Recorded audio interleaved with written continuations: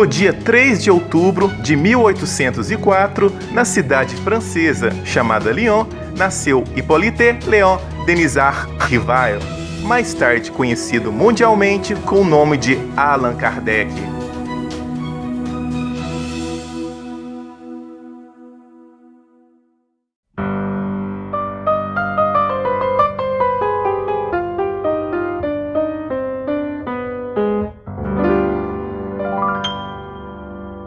Na cidade de Lyon, na Rua Sala, número 76, foi o local onde Allan Kardec morou com seus pais. Foi nessa rua que Allan Kardec viveu a sua infância. Kardec pertencia a uma antiga família de orientação católica. A sua casa de número 76, na Rua Sala, não existe mais.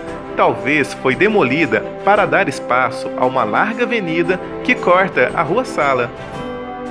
Desde cedo, o jovem francês começou a estudar no renomado Instituto Yverdon, na Suíça.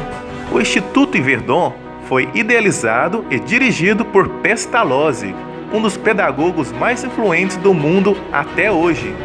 Kardec foi moldado por Pestalozzi e se tornou um dos alunos mais brilhantes, além de se tornar divulgador do método de ensino de Pestalozzi.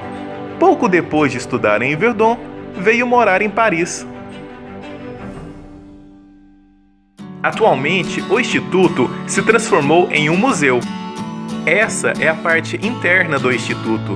O Instituto tinha alunos de diversos países e o estudo era em período integral. Havia aulas de matemática, ciências, biologia e até de religião. Os alunos tinham até 60 horas semanais de aula e os alunos que se destacavam em alguma disciplina eram utilizados como monitores para com os outros alunos e provavelmente Allan Kardec era um deles. Esse é o banheiro. O curioso é que aparentemente esse era o local onde os alunos faziam suas necessidades em pé. E esse local é onde faziam sentados. Essa é a sala de Pestalozzi. Os alunos e alguns professores moravam no instituto. Assim que Pestalozzi acabava de rezar com os alunos no dormitório, ele vinha para sua sala, no segundo andar, e passava boa parte da noite escrevendo diversos textos e anotações. Essa é a janela da sua sala. Pestalozzi chegou na cidade suíça de Yverdon no início de outubro de 1804, coincidentemente, data de nascimento de Allan Kardec na França. Bem ao centro do instituto, iremos encontrar este pátio interno. E era nesse pátio interno o local onde Pestalozzi comemorava festas, aniversários e realizava muitas atividades com os alunos. E em frente ao Instituto Yverdon, iremos encontrar essa estátua de Pestalozzi.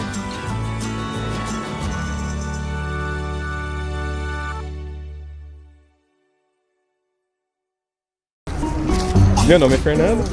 E o meu é Mariana. Iremos mostrar para vocês, aqui em Paris, alguns locais onde Allan Kardec atuou no espiritismo, viveu e desencarnou.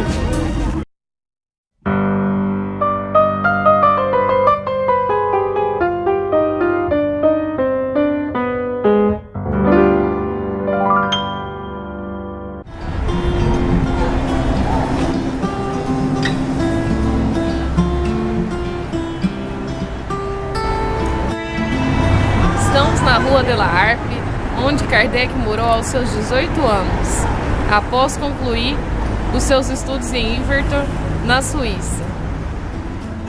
A Rua de la Harpe é curtíssima, possui apenas 250 metros de extensão. É pouco movimentado durante o dia. Aqui, em 1823, morou o jovem Kardec. Foi o seu primeiro endereço em Paris. E foi nesta época em que ele se destacou como educador e com seus trabalhos de alta qualidade.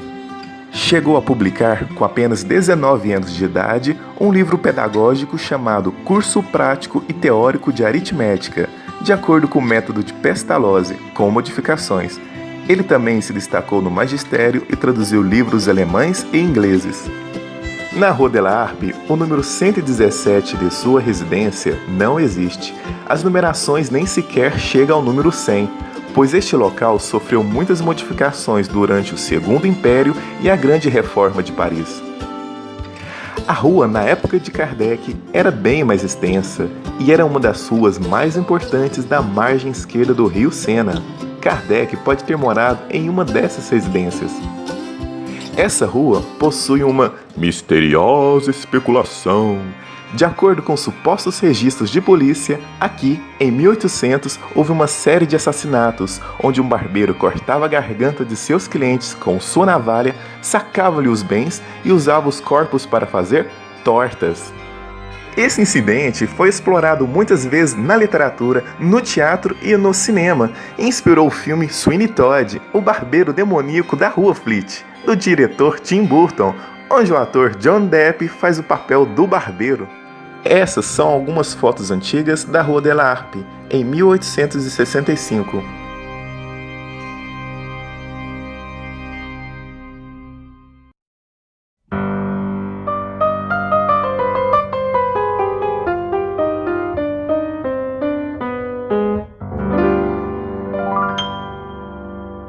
Kardec teve grandes planos para o progresso da educação na França, escreveu renomados livros didáticos e pedagógicos, lecionou e dirigiu uma escola de primeiro grau aos 21 anos de idade.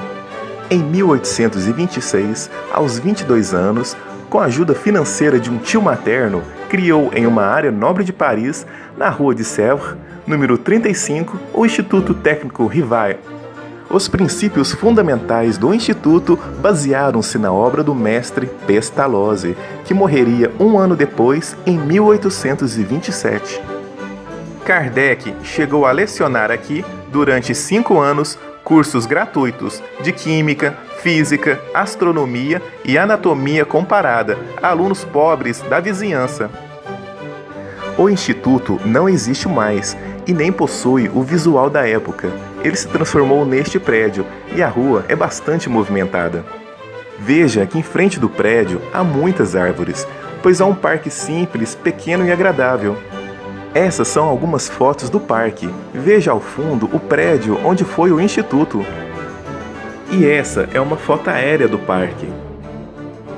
O tio de Kardec foi quem financiou o Instituto. Ele era viciado em jogos e acumulou dívidas muito altas. Desesperado, acabou pedindo de volta o dinheiro investido no Instituto e Kardec aceitou o pedido e devolveu. Como não tinha dinheiro suficiente, teve que vender o Instituto. Essas são algumas fotos antigas da Rua Sèvres do ano de 1900.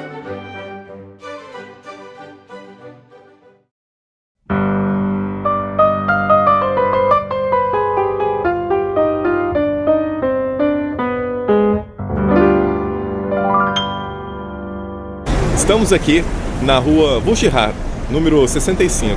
Allan Kardec viveu aqui durante 4 anos, até o ano de 1832. Em 1828, neste prédio, situado na esquina de uma região movimentada, agradável e repleta de bares, foi onde Kardec morou por 4 anos. Foi uma época de sua vida de intensas atividades profissionais, como pedagogo e educador, e de mudanças marcantes em sua vida pessoal. Nesse período, com apenas 24 anos, lançou o Plano Proposto para a Melhoria da Educação Pública, um livro com ideias críticas, revolucionárias e muito avançadas para a época. O livro encantou pais e educadores, chegando a apresentar o plano ao governo. Kardec defendia a educação como o principal meio de progresso humano. Veja que no plano proposto para a melhoria da educação pública trazia o endereço do autor na parte inferior da capa. Vemos Rua de Vaugirard, número 65. O jovem Kardec destacou-se também em 3 outras obras educacionais. Em 1831, conheceu Amélie Gabrielle Boudet, com quem se casou no ano seguinte. Ele chegou a morar com ela na Rua de Sèvres. Hoje, a residência na Rua de Vaugirard se transformou em uma espécie de bar-restaurante, onde servem café da manhã, almoço, café da tarde, jantar e bebidas. Essa é uma foto do bar onde foi a residência de Allan Kardec. Já essa foto compara uma foto de época com uma foto atual. E essas fotos mostram a parte interna do bar. É um lugar muito bonito, charmoso e bastante agradável. Ao subir as escadas, você encontra este outro ambiente. Essas são algumas fotos antigas da rua.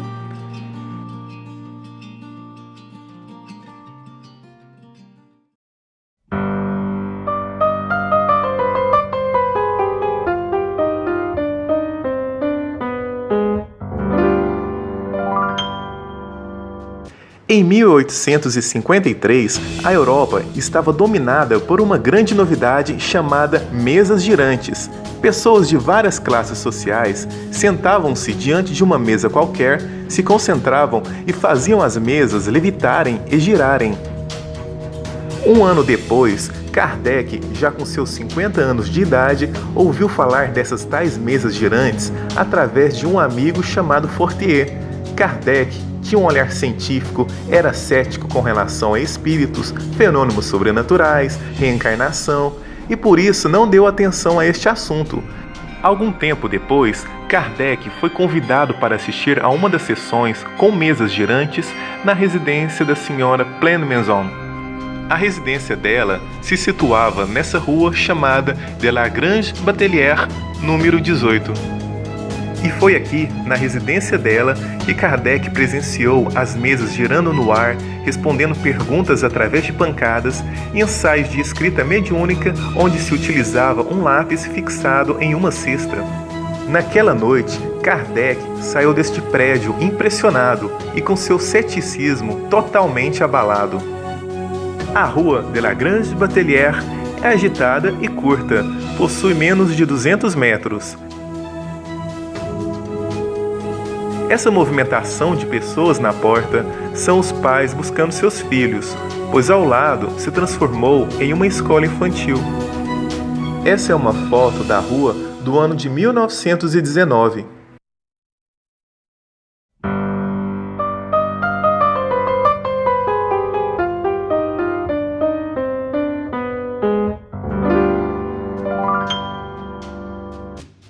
A chuva foi aumentando e, para não molhar a minha câmera, cortamos caminho por um beco comprido e sombrio, que por coincidência saímos em cima do local desejado, que é este apartamento na rua de Rochechouart. Quando Kardec presenciou o fenômeno das mesas que giravam no ar, ficou com seu ceticismo abalado e começou a frequentar as reuniões semanais neste apartamento do Sr. Baudin, para estudar a sério o fenômeno, sendo médium as crianças Julie Baudin, de 14 anos de idade, e sua irmã Caroline, de 16 anos. Ao estudar a fundo o fenômeno, comprovou para si mesmo que não era truque de mágicas ou fraudes, e descobriu que eram forças inteligentes, que eram espíritos que faziam as mesas girarem. Kardec presenciou também diversas respostas ditas por essas mesas que saltavam e giravam. A maioria da sociedade parisiense buscavam dessas mesas diversão, respostas fúteis, previsões de futuro, amor, dinheiro, enquanto Kardec buscava um olhar crítico, lógico e científico, fazendo perguntas sérias, sábias e profundas. Ele então começou a perceber a rica filosofia que surgia através dos espíritos que respondiam utilizando as mesas como ferramentas primitivas de comunicação. O nome verdadeiro de Allan Kardec era Rivaio. Todos conheciam ele como Professor Rivaio. Ele preferiu adotar o nome fictício Allan Kardec para separar os seus trabalhos espíritas de seus famosos e respeitados trabalhos pedagógicos, acadêmicos e científicos anteriores. Além disso, como não considerava autor das obras espíritas, pois a autoria pertencia aos espíritos comunicantes, ele, de maneira ética e humilde, preferiu abrir mão de seu nome e adotar o pseudônimo de Allan Kardec. Sendo assim, ele continuou a usar o nome Rivaio em suas obras educacionais e passou a usar o pseudônimo Allan Kardec para as obras espíritas. O nome Allan Kardec era o nome que ele possuía em uma de suas vidas passadas, quando ele tinha sido um sacerdote druida da civilização celta. Essa revelação foi dada pelo espírito chamado Zéfiro em uma das reuniões espíritas feitas aqui. Foi aqui então que surgiu o pseudônimo Allan Kardec. Este mesmo espírito, o espírito Zéfiro, disse também ser protetor de Kardec e de Baudin. Aqui também foi palco de outra comunicação de grande relevância. Foi onde o espírito chamado de A Verdade se apresentou a Kardec. Este grandioso espírito era o responsável por coordenar o grupo de espíritos que se comunicava com Kardec. Essa é a entrada do prédio. As reuniões aconteciam no apartamento de número 7. Vejam que as portas ficam trancadas, pois quem tem acesso são somente os moradores. Se esses moradores soubessem que esse apartamento esteve repleto de espíritos, com certeza iriam morrer de medo de morarem aí. O prédio está com aspecto fantasmagórico, todo coberto de branco, pois estão restaurando. Essas são algumas fotos de como ele era antes da reforma. Fora do principal eixo turístico de Paris, a Rua de Rochechouart preserva a bela arquitetura de prédios antigos. E essa é uma foto da rua do ano de 1920.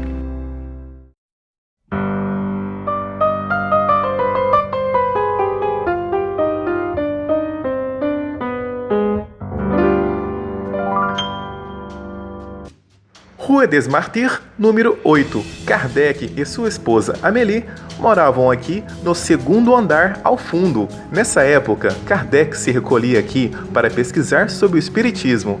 Era um período de grandes descobertas para ele. O Livro dos Espíritos foi quase todo psicografado por aquelas crianças do Sr. Baudin, que depois era estruturado por Allan Kardec, neste pequeno local onde morou. Quando o Livro dos Espíritos foi lançado pela primeira vez, ele morava aqui. O Livro dos Espíritos é um livro de perguntas e respostas, organizadas de maneira didática. Nele há mais de 1000 perguntas feitas por Allan Kardec, obtendo sábias e esclarecedoras respostas dos espíritos superiores. Aqui também foi o primeiro local onde promoveu reuniões espíritas. Era a semente da Sociedade Espírita de Paris. Durante 6 meses, as reuniões aconteceram aqui. O número de adeptos cresceu rapidamente. Havia mais de 20 adeptos. As reuniões eram frequentadas por pessoas de todas as classes sociais, pessoas simples do povo, personalidades públicas, pessoas da realeza, príncipes estrangeiros. Como o espaço era pequeno para tanta gente, foi necessário mudar para um espaço maior. A Sociedade Espírita, agora legalmente construída, foi transferida para o Palais Royal. Muitos franceses ficavam olhando curiosos, sem entender o porquê que filmávamos aqueles lugares, ainda mais na chuva. Foi exatamente aqui que Kardec teve o primeiro contato mais direto com o espírito que se chamava A Verdade. Na época em que Kardec desenvolvia o Livro dos Espíritos, ele estava aqui em seu gabinete, desenvolvendo os textos durante a noite, quando surpreendeu-se ao ouvir leves pancadas na parede que o separava do cômodo ao lado. Ele não deu muita atenção a esses barulhos e, de repente, as batidas intensificaram e mudaram de lugar. Kardec levantou-se para investigar a causa. Nisso, as pancadas pararam. Sem encontrar nenhuma explicação para isso, ele voltou a sentar em seu gabinete. As batidas começaram novamente. E bastava Kardec se levantar que as batidas paravam. Cerca de 1 hora depois, lá pelas 10 horas da noite, sua esposa, Amélie, chegou da rua e também ouviu essas pancadas. Perguntou o que era aquilo e também tentou descobrir a causa. O incômodo prosseguiu até a meia-noite, quando eles foram deitar para dormir sem descobrir o que era.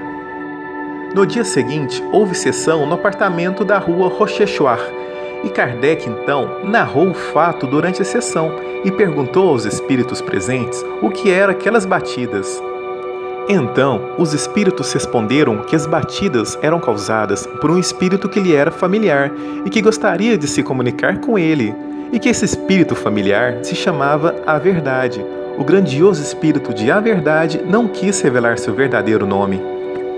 Não era por estas janelas que Kardec olhava a cidade. O apartamento ficava ao fundo. No momento em que filmávamos, vimos que a porta não estava trancada. Se isso foi coincidência ou ajudinha espiritual, não sabemos. Mistério! Só sei que aproveitamos a situação e nos aventuramos a entrar rapidamente no local.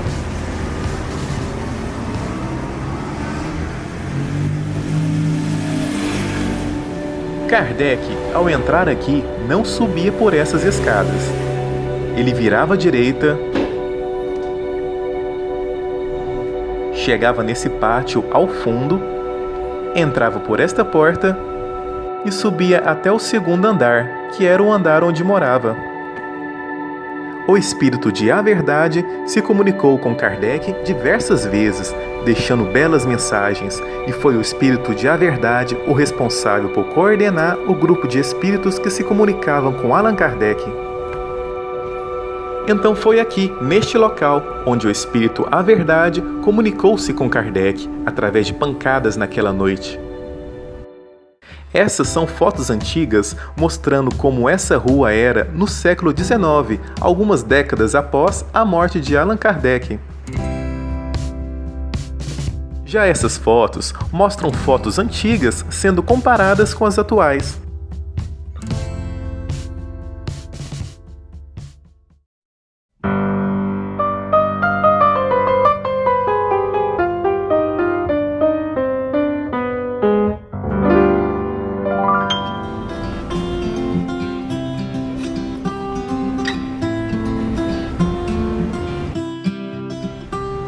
Rua Tiquetone, número 14. Aqui, nesse exato lugar, eram realizadas reuniões espíritas organizadas e sérias. E nesse prédio, de número 14, Kardec encontrou a seriedade e a ordem que tanto buscava nas reuniões. Aqui foi um dos alicerces de Kardec na elaboração de O Livro dos Espíritos. Kardec já estudava as comunicações de espíritos em sessões no lar da família Bodin. E em 1856, Kardec começou a frequentar simultaneamente sessões espíritas no apartamento do Sr. Rustan e da Senhorita Jafé, aqui na Rua Tiquetone.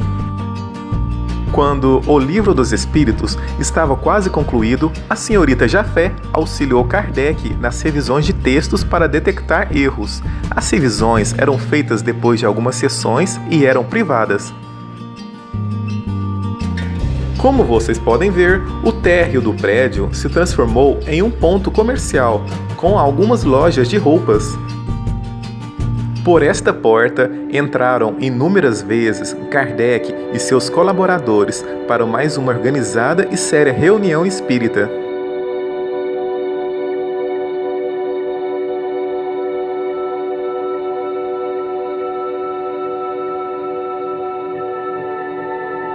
Ao atravessar a porta, você caminhará por este pequeno corredor. A Rua Tiquetone é uma rua pequena, estreita e movimentada. Essa rua também foi endereço de D'Artagnan, um dos mosqueteiros do romance Os Três Mosqueteiros. Alguns historiadores acreditam que os mosqueteiros realmente existiram.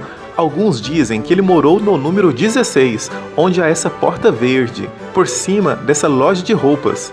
Se isso for verdade, ele era vizinho do Sr. Rustan e da Senhorita Jafé, onde ocorriam as sessões espíritas juntamente com Kardec. Essas são algumas fotos dessa rua do ano de 1907, comparadas com algumas fotos atuais.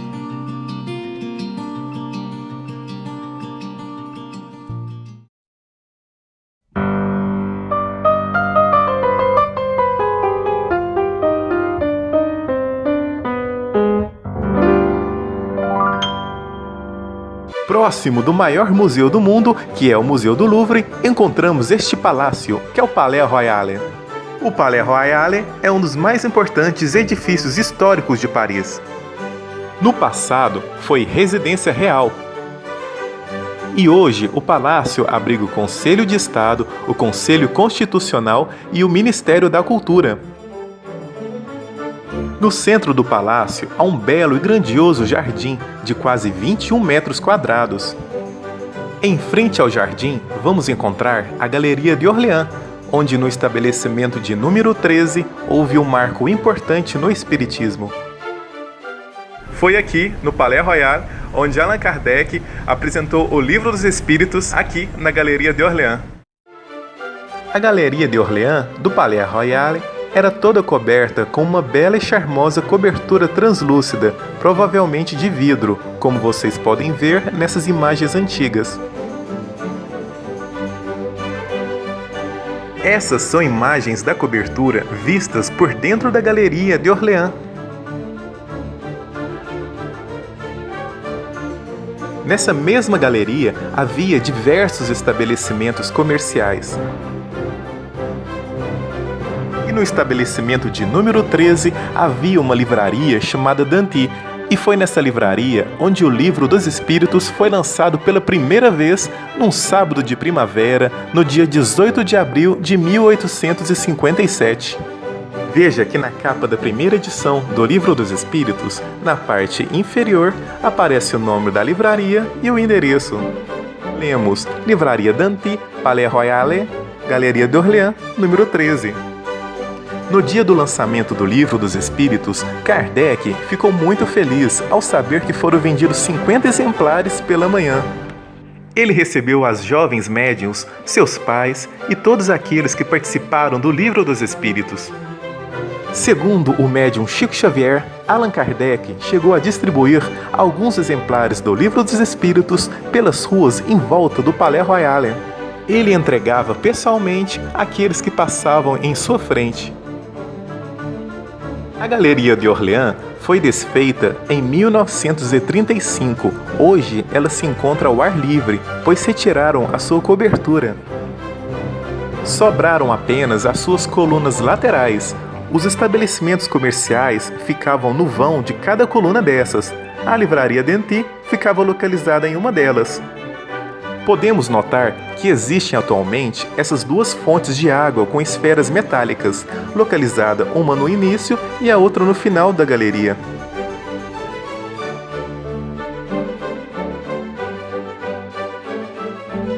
Essa foto compara uma foto antiga com uma foto recente.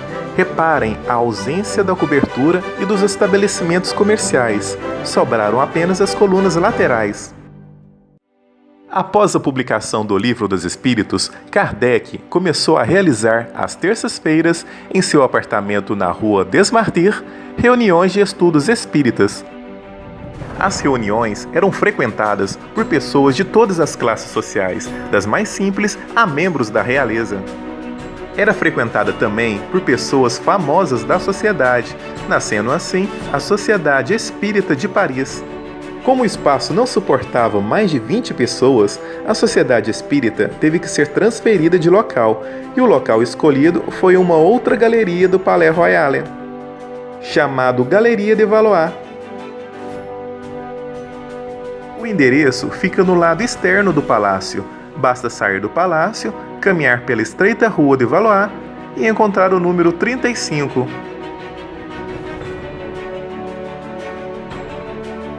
Eis o local onde alugaram para ser o primeiro espaço ocupado legalmente pela Sociedade Espírita de Paris.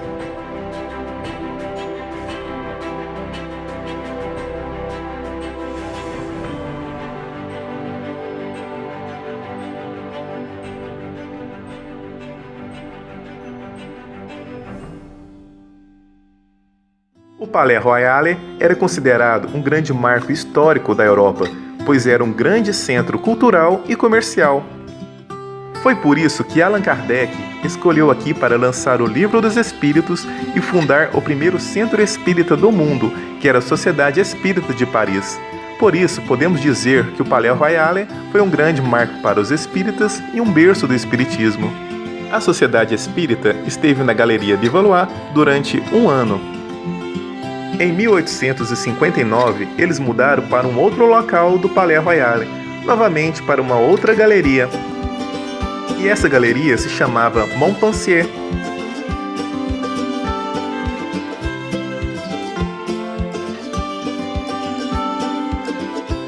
Caminhando pela Galeria Montpensier, você irá encontrar o estabelecimento comercial de número 12, que era exatamente o local onde ocorria as reuniões da Sociedade Espírita. O grupo passou a usar um dos salões do restaurante do Wix. Hoje, o local é ocupado por essa boutique.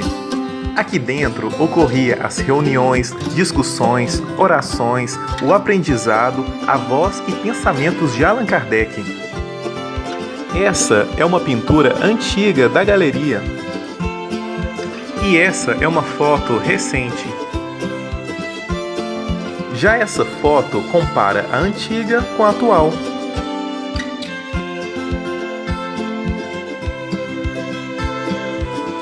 Essa é a porta dos fundos da boutique. Fica fora do palácio, numa estreita rua.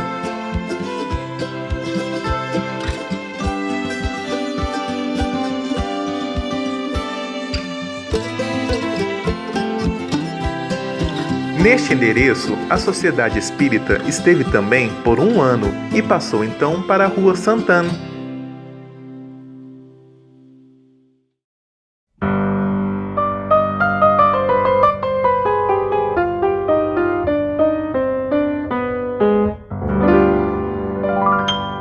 No Palais Royal, a Sociedade Espírita ficou 1 ano na Galeria de Valois e por 1 ano na Galeria de Montpensier.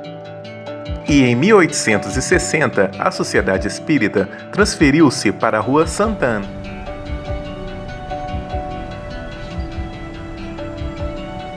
Estamos aqui na Passagem Sainte-Anne. Foi neste local, primeiro andar, porta da esquerda. Foi aqui então que a Sociedade Espírita se fixou após ter saído do Palais Royal. Nesse mesmo endereço, Kardec desenvolveu boa parte dos principais livros do Espiritismo. Todos esses livros foram ditados pelos espíritos superiores e são consideradas obras básicas da doutrina espírita. As obras básicas do Espiritismo são O Livro dos Espíritos, que é um livro de perguntas e respostas organizadas de maneira didática por Allan Kardec. Nele, há mais de 1000 perguntas respondidas através dos espíritos. Os espíritos respondem a perguntas como: quem é Deus? Para onde vamos quando morremos? Qual é o sentido da vida? Qual é a finalidade da reencarnação? O Livro dos Médiuns é uma espécie de manual para todos aqueles que queiram participar das atividades mediúnicas, reeducar a sua mediunidade ou simplesmente queiram conhecer a natureza e os mecanismos da mediunidade.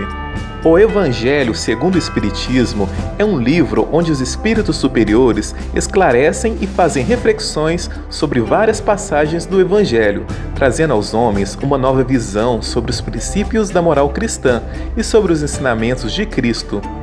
O Céu e o Inferno é um livro que esclarece como é o céu e como é o inferno, aprofunda a visão sobre a vida após a morte, mostra o significado do arrependimento e as consequências espirituais dos atos cometidos durante a vida física. Apresenta também relatos de espíritos que encontram-se felizes ou infelizes após a morte física. E por fim, a Gênese. A Gênese é a 5ª obra básica do Espiritismo. Ela aborda diversas questões de ordem filosófica e científica, como as da criação do universo, a formação dos mundos, a formação do nosso planeta, o surgimento da humanidade na Terra e o surgimento do Espírito. O livro também aborda uma visão científica sobre os milagres de Jesus Cristo. Aqui, além de ser o local onde se desenvolveram boa parte desses livros, este lugar também foi o escritório da Revista Espírita. A Revista Espírita era publicada mensalmente e foi um meio de divulgação da doutrina espírita, além de ser uma forma de expor novas ideias, ensinamentos e teorias, colocando-os sobre análise e discussão. Veja que na parte inferior da capa da Revista Espírita mostra a rua e a Passagem Sainte-Anne.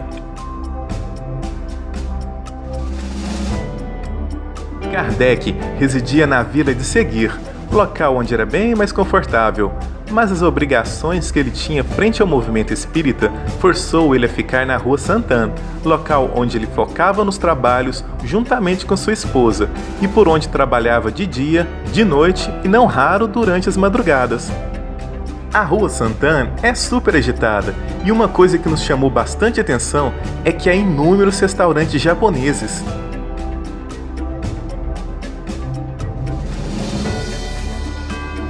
Não era por essas janelas que Allan Kardec olhava. O seu apartamento ficava na parte interna. A entrada do seu apartamento ficava dentro dessa passagem. A passagem Santana é um corredor coberto entre dois prédios. Kardec passava por essa passagem para chegar na entrada do seu apartamento. Não só Allan Kardec passava por esta passagem, mas também passava a sua esposa Amélie Boudet, Delane e muitos outros ilustres personagens do Espiritismo. Ele virava aqui. Passava por esta porta, que é a entrada do seu apartamento,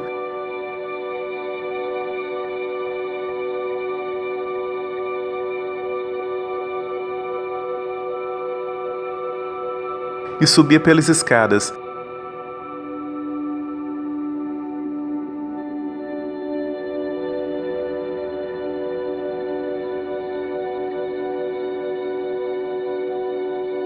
Até chegar ao primeiro andar.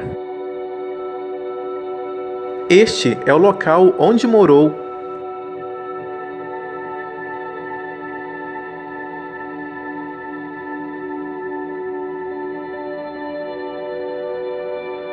Essa é a visão que Allan Kardec tinha de sua janela. Kardec tinha uma visão por cima da passagem Santana. Essa estrutura é o teto da passagem Santana e fica na entrada do seu apartamento por onde subimos.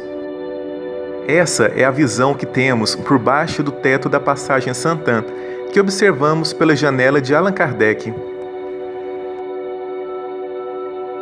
Kardec morava aqui quando ocorreu em 1861 o Auto de Fé de Barcelona, um golpe frustrado contra o espiritismo, onde a alfândega espanhola barrou uma encomenda de 300 exemplares de livros espíritas e os enviou ao bispo de Barcelona, onde este os classificou como imorais e contrários à fé católica, e queimou todos os livros em uma grande fogueira na esplanada da cidade de Barcelona, local onde eram executados os criminosos. Esse ato lembrou das execuções de hereges e bruxas na Inquisição. O incidente em Barcelona produziu uma ação contrária, pois estimulou a curiosidade, aguçando ainda mais as pessoas a comprarem e lerem esses livros. Aqui também foi o palco de uma grande tristeza. No dia 31 de março de 1869, Kardec empacotava livros, enrolava tapetes e retirava móveis do lugar, já se preparando para mudar para a vila de Seguir, quando um caixeiro de livraria bateu na sua porta, após as 11 horas da manhã, para buscar exemplares da última edição da Revista Espírita. Kardec entregou os exemplares, curvou-se e desabou no chão. Morria então, de maneira súbita, com 65 anos incompletos, Allan Kardec. Kardec trabalhava incessantemente. Sua saúde estava bastante abalada. Não se sabe ao certo a causa de sua morte. Algumas biografias dizem que ele morreu de aneurisma e outros de uma parada cardíaca, pois ele já havia tido alguns problemas cardíacos. Uma das pessoas que o acudiram foi Alexandre Delane, pai de Gabriel Delane. A sua esposa, Amélie, voltou da rua pouco depois e não conseguiu conter as lágrimas ao ver o corpo de seu marido no chão.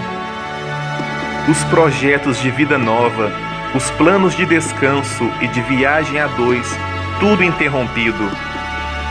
Só no terceiro dia que o cortejo partiu, levando o corpo de Allan Kardec rumo ao cemitério. Uma multidão de amigos e simpatizantes, estimada em 1.200 pessoas, atravessou grandes avenidas e bulevares até chegar ao túmulo.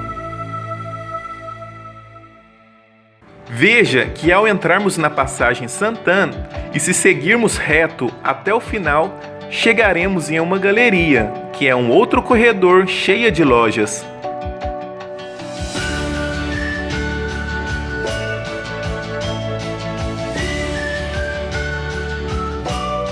Essa foto antiga mostra como era essa galeria no ano de 1900. Já essa imagem compara uma foto antiga com uma foto atual. E essa é uma foto antiga da Rua Sainte-Anne.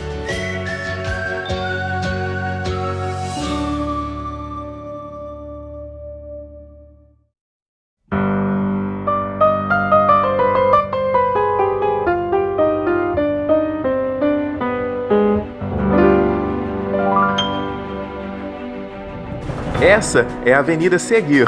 É uma avenida larga, com várias pistas, bem arborizada e bonita. Está localizada em um ponto nobre de Paris. A Avenida Seguir fica perto da Torre Eiffel. Allan Kardec não chegou a conhecer a torre, pois ela começou a ser construída 18 anos depois de sua morte.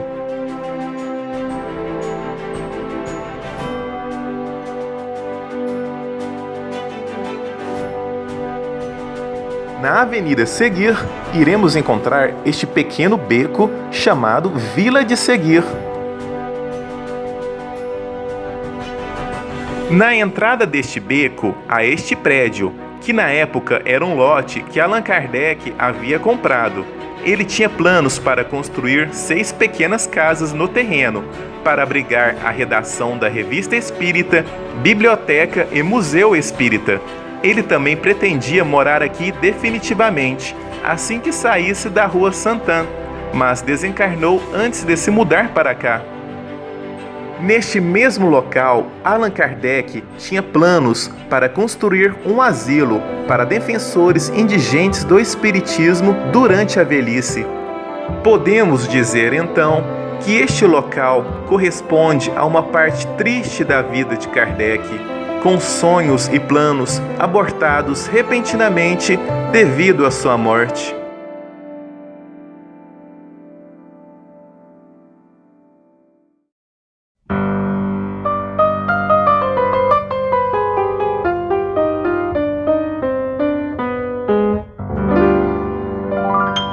Na Rua de Lille, podemos encontrar um dos mais importantes museus de Paris, que é o Museu de Orsay, e não muito longe dali, podemos encontrar também o Museu do Louvre, considerado o maior museu do mundo. A Rua de Lille é estreita, e mesmo localizado próximo desses pontos turísticos, ela não é frequentada por turistas. Aqui na Rua de Lille, no endereço de número 7, foi sede da Livraria Espírita. E em 1869 foi escritório para assinaturas e expedição da Revista Espírita. A Sociedade Espírita de Paris faria aqui, provisoriamente, suas sessões. As principais personalidades de sua história entraram aqui.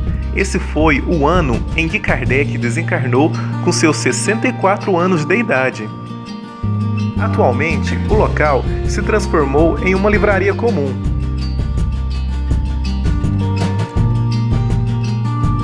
Um pouco mais à frente, no número 23 da Rua de Lille, vamos encontrar o local onde o filósofo e revolucionário socialista Karl Marx viveu em 1846. E um pouco mais adiante, no número 69, o escritor Stendhal viveu por 3 anos. Essa é uma foto antiga da rua do ano de 1905.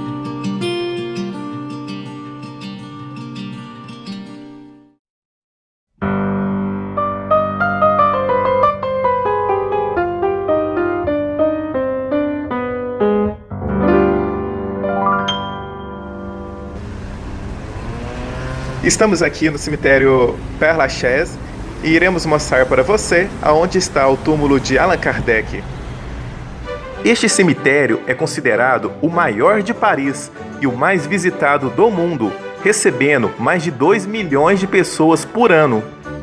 O cemitério foi inaugurado em 1804, coincidentemente, ano de nascimento de Allan Kardec. Era a época de Napoleão Bonaparte. O nome Père Lachaise significa Padre Lachaise. Esse padre foi confessor do rei XIV da França e viveu em uma casa no local da capela. O cemitério já abrigou os restos mortais de mais de 1 milhão de pessoas. Atualmente possui 44 hectares e mais de 70 mil tumbas. Essas são algumas fotos antigas do cemitério.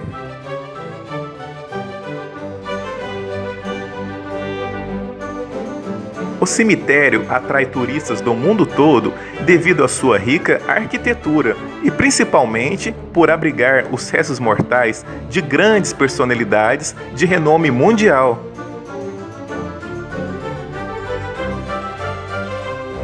O cemitério é tão grande que os turistas recebem um mapa para que os visitantes possam encontrar com mais facilidade os túmulos das personalidades famosas.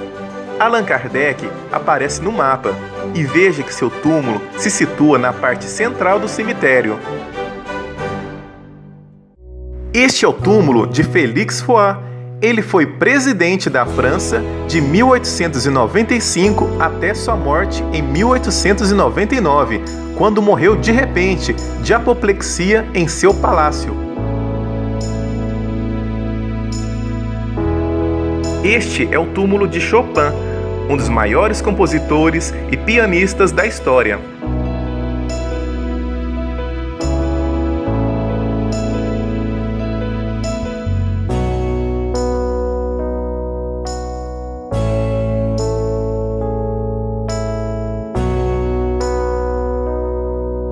Este é o túmulo de Delacroix, o mais importante pintor do romantismo francês.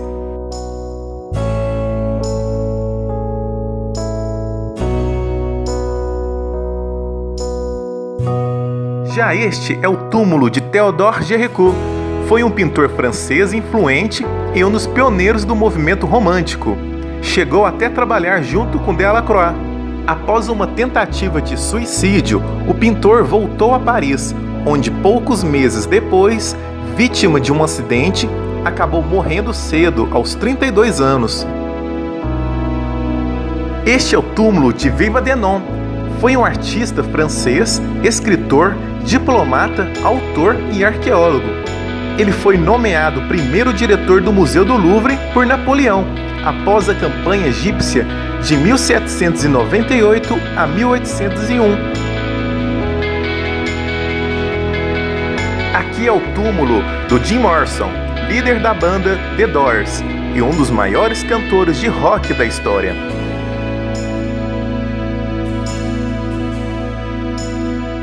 Em seu túmulo está escrito uma frase em grego que, traduzindo para o português, seria: "Queime o seu demônio interior". Hoje, seu túmulo está cercado por essas grades para evitar vandalismo provocado pelos inúmeros fãs que vêm aqui visitar, beber, fumar e pregar chicletes nessa árvore com assinaturas. Este é o túmulo de Bernard Verlac de Tignoux, famoso cartunista francês assassinado no atentado terrorista de 2015 em Paris. O seu caixão estava repleto de cartoons, como vocês podem ver nessas fotos. E em cima de seu túmulo podemos notar que também havia cartoons, pincéis e bonecos coloridos.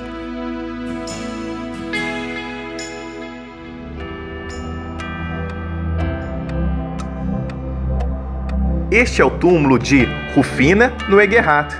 Ela nasceu em 1821 na França. Casada com um médico hipnólogo, presume-se que foi através dele que ela foi iniciada no conhecimento do magnetismo animal e do sonambulismo magnético. Com a morte do seu marido, ela tentou entrar em comunicação com ele, o que a levou ao espiritismo. Ela tinha interesse nas provas de sobrevivência após a morte, com uma abordagem científica. Médium dotada, ela criou seu próprio grupo espiritualista. Participavam deste grupo pessoas importantes da sociedade, seguidores do espiritismo e pessoas que quisessem aprofundar a sua paixão pelas ciências espíritas. Suas qualidades morais, suas bondades naturais e inesgotáveis caridades que lhe deram o apelido de Bona Maman, que significa Boa Mãe. Com 76 anos de idade, publica a sua principal obra espírita, La Survie, que traduzindo significa A Sobrevivência. O prefácio dessa obra é do cientista espírita, astrônomo e pesquisador psíquico Camille Flammarion. Seguidor e amigo de Allan Kardec, o astrônomo proferiu um longo discurso em homenagem a Kardec em seu enterro, afirmando que Kardec era o bom senso encarnado e que o espiritismo não é uma religião, mas sim uma ciência, ciência da qual conhecemos apenas o ABC. O aclamado escritor francês Victor Hugo, autor de livros como O Corcunda de Notre-Dame e Os Miseráveis, era um grande admirador do trabalho de Flammarion, especialmente o relacionado com pesquisa psíquica e espiritismo. Victor Hugo participou de inúmeras sessões espíritas, observando as emergentes mesas girantes, vindo a acreditar em contato com diversos espíritos, entre eles o de sua falecida filha Leopoldina. Em várias obras que escreveu, o escritor manifestou a sua forte crença na vida após a morte, como por exemplo no poema A Vilique, de 1854, que podemos ler a seguinte frase: Eu digo que o túmulo que sobre os mortos se fecha, abre o firmamento, e o que acreditamos aqui embaixo ser o fim, é o começo.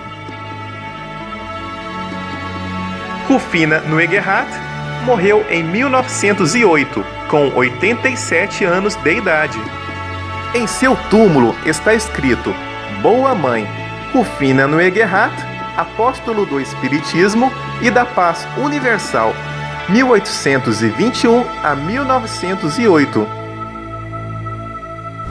Já estamos aproximando do túmulo do Kardec. Venham conosco. Na verdade, não estávamos chegando ao túmulo de Kardec, não, pois descobrimos que estávamos completamente perdidos no cemitério. E para chegarmos ao túmulo, a Mariana resolveu cortar caminho por um local nada convencional, entrando por entre dezenas de túmulos, em vez de simplesmente andar pelas passarelas. Fiquei assustado, pois aquela não era a direção do túmulo de Kardec, e nem havia necessidade de andar por entre os túmulos. Mal sabíamos que ela estava sendo guiada por uma espécie de intuição, pois saímos em cima do túmulo de Gabriel Delan. Foi como achar uma agulha no palheiro, pois há mais de 70 mil tumbas no cemitério e não tínhamos a mínima noção onde ficava esse túmulo. Já tínhamos até desistido de procurá-lo. Mistério! Mistérios à parte, tivemos a certeza de que bons espíritos estavam nos ajudando. Gabriel Delan nasceu em 1857, coincidentemente, ano de lançamento de O Livro dos Espíritos. Intelectual renomado, foi engenheiro e um dos primeiros e notórios pesquisadores espíritas. Sua pesquisa sobre a mediunidade se destacou no contexto do problema mente-corpo. Ele também foi um grande divulgador da doutrina. Seu contato com Allan Kardec foi durante a infância. Atrás de seu túmulo há uma pequena placa, discreta, que explica superficialmente quem ele era. O pai de Gabriel Delan, Alexandre Delan, era espírita e muito amigo de Allan Kardec. Foi uma das pessoas que acudiram Kardec quando ele morreu. A mãe de Gabriel Delan era médium e colaborou na codificação dos principais livros espíritas de Kardec. No túmulo de Kardec encontramos um solitário francês. Não sabíamos falar francês e tentamos conversar com ele em inglês. Ele não sabia falar inglês, mas mesmo assim, estranhamente, entendíamos tudo o que ele falava. Ele então, por espontânea vontade, quis nos levar a um outro túmulo de uma personalidade espírita de grande renome chamado Pierre Gaitan. Mal ele sabia que estávamos com dificuldades em achar este túmulo também. Ao chegarmos no túmulo de Pierre Gaitan, o misterioso guia desapareceu quando estávamos distraídos.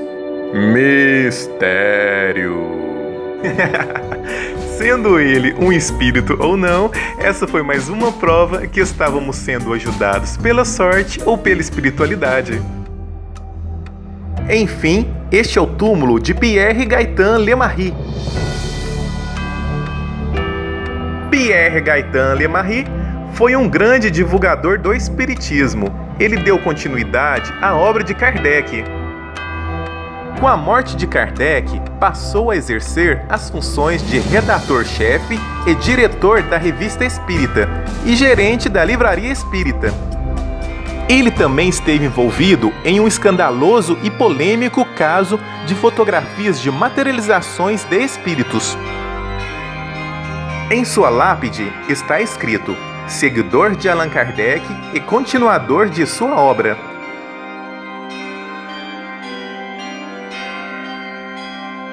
E na rocha está escrito: morrer é sair das sombras para entrar na luz.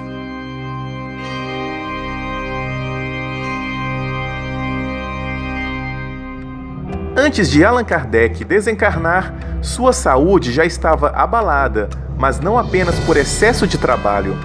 Ele vinha sofrendo com traições dentro do meio espírita, enfrentava adversários ferrenhos da igreja e da imprensa, passou até por dificuldades financeiras.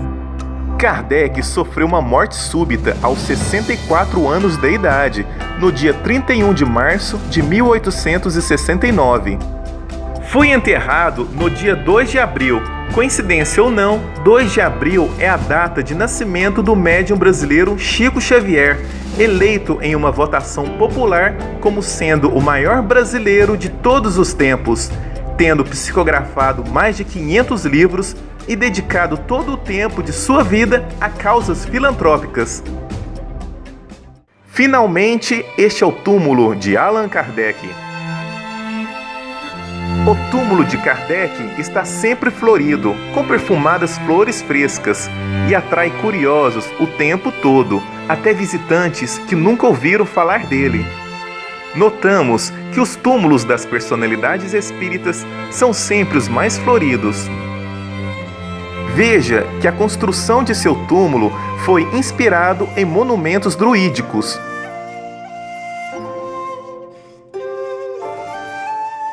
Pois Allan Kardec havia recebido uma revelação dos espíritos dizendo que ele teria sido, em uma das suas vidas passadas, um sacerdote druida.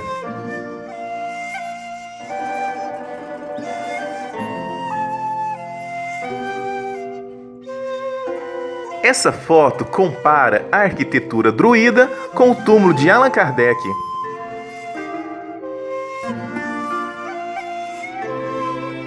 A estátua de bronze de Allan Kardec foi esculpida pelo premiado artista Charles Romain Capellaro. Na coluna que sustenta a estátua de Kardec está escrito em francês: Allan Kardec, fundador da filosofia espírita. E logo abaixo está escrito: todo efeito tem uma causa. Todo efeito inteligente tem uma causa inteligente. O poder da causa está na razão da grandeza do efeito. Ao lado da coluna está escrito o nome de sua querida esposa, Amélie Gabrielle Boudet, e a data de nascimento e morte, pois o corpo dela está enterrado ao lado dele.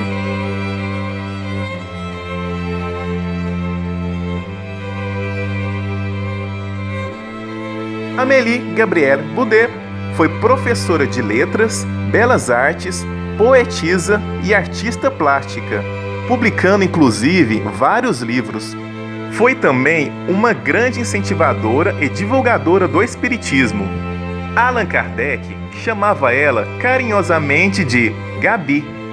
Após o falecimento de seu esposo em 1869, assumiu todos os encargos necessários à gestão do espiritismo na França e no mundo. Um francês que apareceu no túmulo de Kardec percebeu que éramos turistas e nos ensinou a rezarmos com as mãos sobre a estátua de Allan Kardec. Tivemos que repetir este costume cada vez que aparecia um francês por lá, pois todos eles pediam para fazer o mesmo.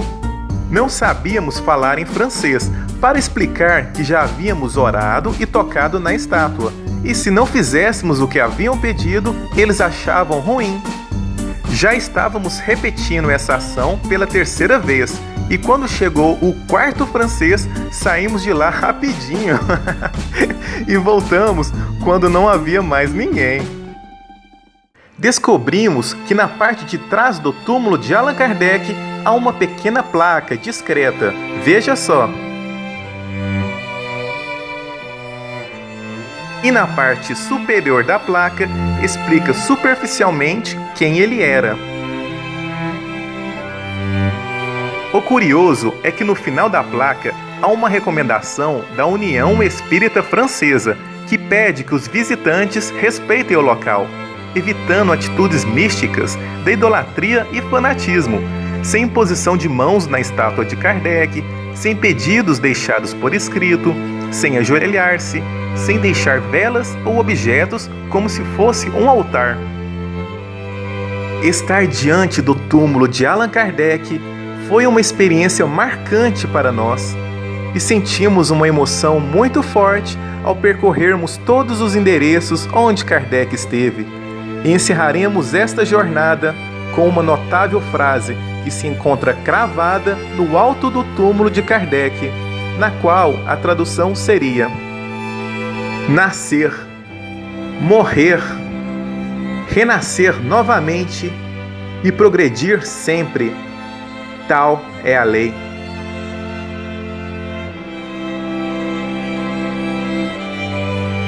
Que saibamos seguir os firmes passos de Allan Kardec e principalmente os ensinamentos de Jesus Cristo. As realizações de Allan Kardec e os esclarecimentos dos espíritos superiores se tornaram imortais. Imortais como nosso próprio espírito, e serão repassadas por gerações e gerações, ao longo dos tempos, ao longo da evolução humana na Terra, até chegar ao alvorecer de uma nova era.